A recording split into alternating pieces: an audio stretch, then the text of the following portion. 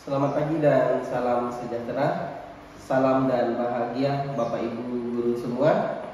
Pada hari ini saya Albertus Hariusna, unit kerja SMA Negeri 2 Nangapino. Saya akan melakukan supervisi akademik berbasis coaching yang akan ditemani oleh Ibu Mira Marlina selaku guru matematika di SMA Negeri 2 Nangapino. Selamat menyaksikan. Baik, selamat pagi Bu Mira. pagi. Apa kabar hari ini? Puji Tuhan baik. Baik, syukurlah. Baik, terima kasih atas kesempatannya. Sudah meluangkan waktu untuk dilakukan supervisi akademik. Namun supervisi akademik ini saya jelaskan bahwa ada 3 tahapan ya.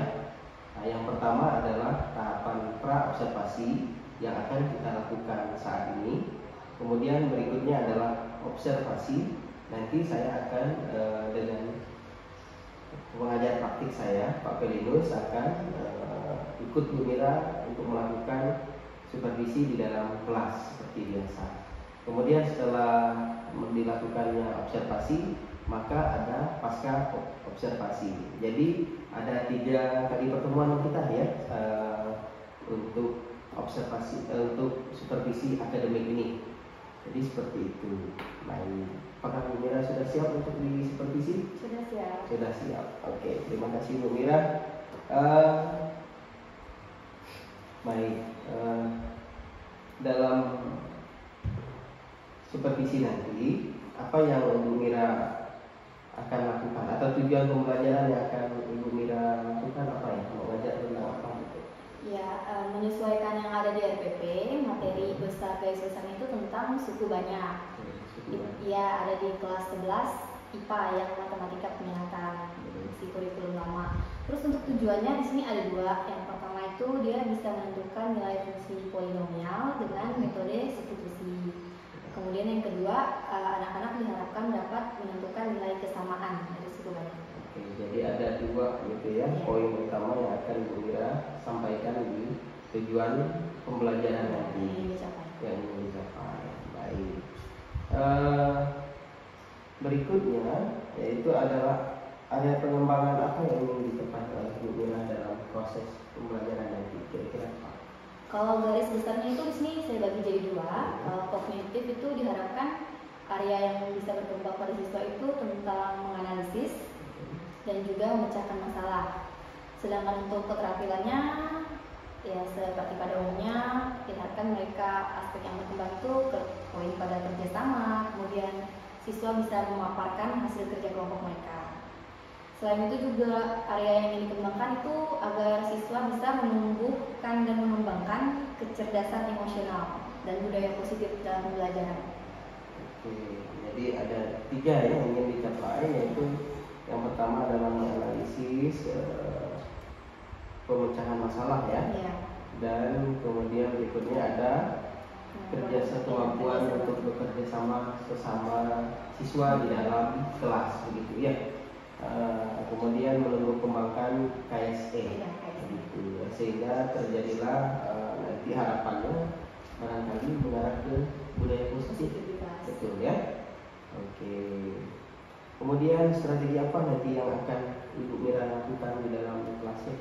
Nanti discovery learning seperti biasa dibagi kelompok nanti siswanya. Jadi dalam kelompok yang ingin saya bagikan itu berdasarkan kemampuan yang pertama. Jadi dalam satu kelompok ada siswa yang pandai, ada juga yang agak kurang. Kemudian selain itu dibagi berdasarkan gaya belajar juga. Di sini gaya belajar yang saya terapkan, yang saya bagi berdasarkan kelompok itu ada 2, ada audio teori dengan audio visual.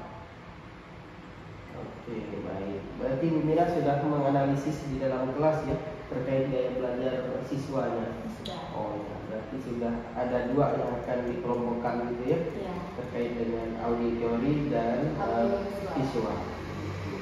Kemudian kalau seperti itu ya,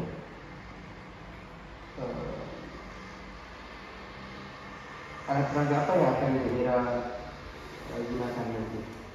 Kalau dalam materi kali ini saya tidak menggunakan alat peraga, tapi lebih ke media pembelajaran. Ya, jadi seperti biasa proyektor dan laptop yang menggunakan PowerPoint. Menggunakan PowerPoint yang menarik tentunya. Ya, harus dibuat semenarik mungkin. Oke. Nanti apa saja yang akan ditampilkan di dalam PowerPoint? Yang akan ditampilkan dalam PowerPoint itu biasanya saya mulai dengan tujuan pembelajaran dulu. Jadi disampaikan ke anak-anak, tujuannya harus dipaparkan juga. Kemudian sistem kami belajar dengan diskusi kelompok dipaparkan juga dalam PowerPoint. Kemudian sekilas tentang materi prasyarat. Jadi sebelum masuk ke materi yang akan diajarkan ini, dalam PowerPoint nanti ada pertanyaan tematik. Menunjukkan pertanyaan tematik. Ya, pertanyaan tematik untuk mereka supaya mengingat materi sebelumnya, supaya lebih mudah dalam mempelajari materi ini. Kemudian menyesuaikan dengan yang ada di LKPD. Nanti ada LKPD-nya, kemudian berikutnya sampailah kepada asesmen. Ya, asesmen. Post-test. Post-test ya. Dalam post-test apa yang akan bagaimana post-test nanti akan dilakukan? Kalau post-test itu dikerjakan secara individu, jadi setelah kerja kelompok duduk ke kursinya masing-masing lagi, kemudian akan dibagikan kertas. Di sini sih seperti itu. Dalam bentuk pilihan multiple choice atau esai ya. Nah, tentu sesuai dengan tujuan pembelajaran yang telah dipaparkan. Oke. Baik Bu Mira, setelah Bu Mira menjabarkan ini tadi, ya, tentu saya lihat sudah sangat baik, begitu ya strateginya, kemudian terkait dengan tujuan pembelajaran, area yang ingin Ibu capai sehingga sampai ke strategi. Nah, kira-kira dari ini ada nggak kekhawatiran Bu Mira dalam menerapkan discovery learning untuk anak-anak dengan metode seperti ini? Pasti ada. Yang pertama itu yang paling saya takutkan waktu. Ya, karena kan matematika ini kan pelajaran yang lumayan rumit, apalagi kalau hitungan anak-anak itu cukup sulit. Jadi biasanya waktu itu kurang. Dalam beberapa kali pembelajaran itu biasanya seperti itu, waktunya kurang. Itu yang pertama. Kemudian sebenarnya kalau anak banyak bertanya itu baik ya. Tapi kadang kalau misalnya dalam satu kelompok itu pertanyaannya diulang-ulang dan terlalu banyak sampai tidak terarah, itu kadang memakan waktu juga. Nah, jadi strateginya apa jadi kira-kira Bu Mira kalau terkaitan waktu dan pertanyaan? Waktu dengan pertanyaan nanti kan ini berkaitan ya. Jadi untuk mengefektifkan waktunya, saya batasi dalam setiap kelompok itu hanya boleh bertanya beberapa pertanyaan saja, misalnya satu kelompok 2 pertanyaan. Jadi Bu Mira akan dalam kekhawatirannya tadi adalah terkait dengan waktu, jadi bagaimana memanage waktu biar pas waktunya, sesuai, yaitu dengan cara membatasi. Barangkali yang lainnya ada selain waktu. Sejauh ini itu sih yang paling yang menjadi kendala di kelas. Baik. Jadi Bu Mira sudah menemukan solusi ini terkait dengan manajemen waktunya, begitu ya. Baik Bu Mira, saya rasa cukup terkait dengan percakapan kita hari ini. Sebelum coaching, saya akan tunggu Bu Mira di kelas nanti.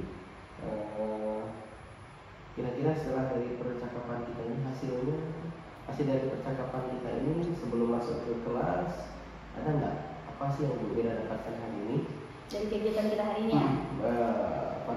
Observasi berbasis coaching. Ya, kalau saya rasa sih sangat membantu ya. Karena kan kalau cuma kita rencanakan tanpa kita diskusikan dengan teman, itu biasanya mentok hasil pemikiran kita saja. Tapi kalau misalnya kita diskusikan dan membagikan dengan teman, itu di bagian kurang yang mana itu dapat, kemudian masukan dari teman-teman juga kan sangat membantu. Baik Bu Mira, terima kasih atas kesempatannya ini terkait dengan supervisi berbasis coaching. Ya, nanti kita tunggu di kelas supervisinya. Kira-kira hari apa ya Bu? Ada waktu? Hari Rabu. Hari Rabu ya, minggu depan. Oke. Baik, saya tunggu di hari Rabu minggu depan. Dan kira-kira Tidak ada yang masih ingin ditanyakan kira sebelum dilakukan supervisi? Sudah cukup. Sudah cukup. Oke, terima kasih. Selamat pagi. Pagi.